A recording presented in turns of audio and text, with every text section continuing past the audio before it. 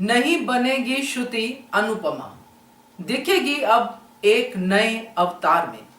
नमस्कार दोस्तों, स्वागत है आपका आपके अपने चैनल हंग्री स्पिरिट्स में। हंग्री स्पिरिट्स देख रहे सारे दर्शकों का मैं अंजू शर्मा दिल से स्वागत करती हूँ। आज एक सीन ने, एक डायलॉग ने श्रुति की आगे की जो जर्नी है उसको बता दिया कि आगे क्या श्रुति करने वाली है, कैसे अपने लिए वो फाइट करने वाली है।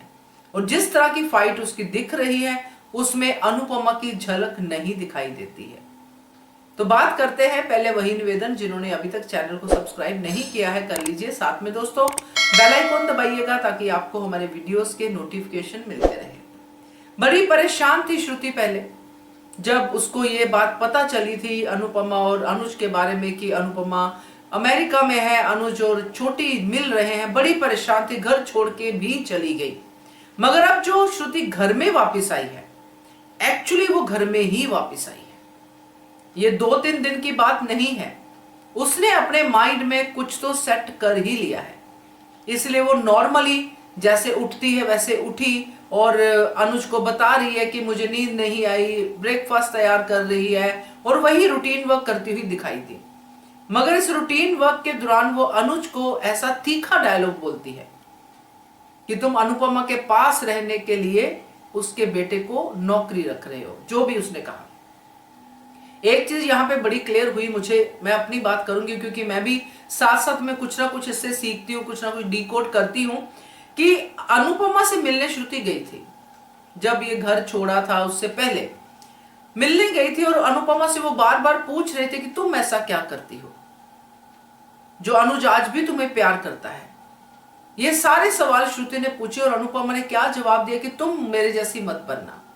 अगर तुम मेरे जैसी बनती हो तो जैसे मैं अब अनुज से अलग हूं तुम भी हो सकती हो, क्योंकि हम कहां मिले हैं।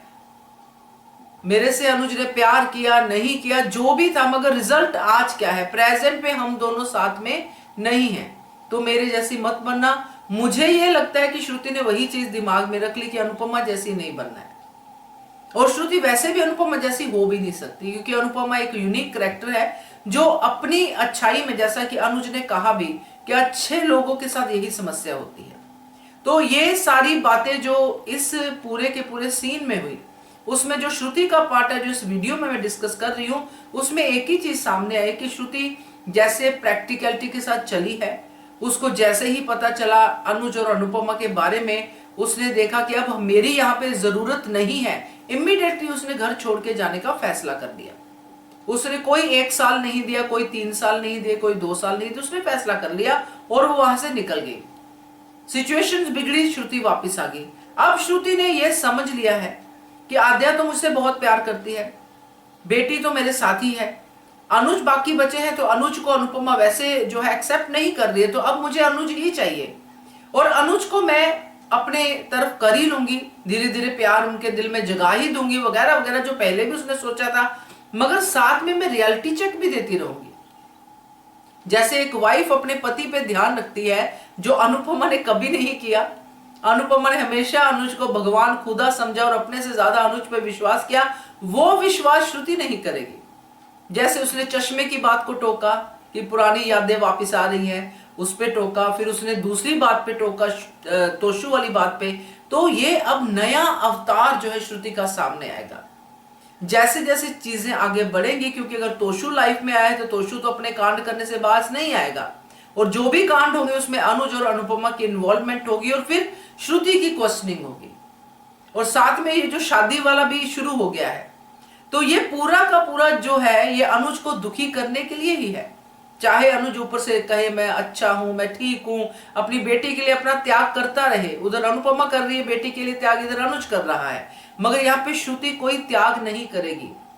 अनुपमा के लिए हम जो बार बार कहते थे कि अनुपमा अपने हक के लिए क्यों नहीं लड़ती है, क्यों नहीं अनुज को माया से वापस बुलाया, क्यों नहीं अपने वाइफ वाले हक को इस्तेमाल किया, ये सारे हक अनुज के साथ श्रुति जो है रखेगी और अपने हक की लड़ाई लड़ेगी, जो नॉर्मली होता है, जो हर लाइफ में, हर हस्बैंड वाइफ में होता है। ये वाली चीजें श्रुति करेगी और हमें वो नेगेटिव दिखेगी दोस्तों, मैं अभी बता रही हूं, मुझे भी दिखेगी, आपको भी दिखेगी, कुछ ऐसी चीजें करेगी वो सिर्फ अनुज को पाने के लिए।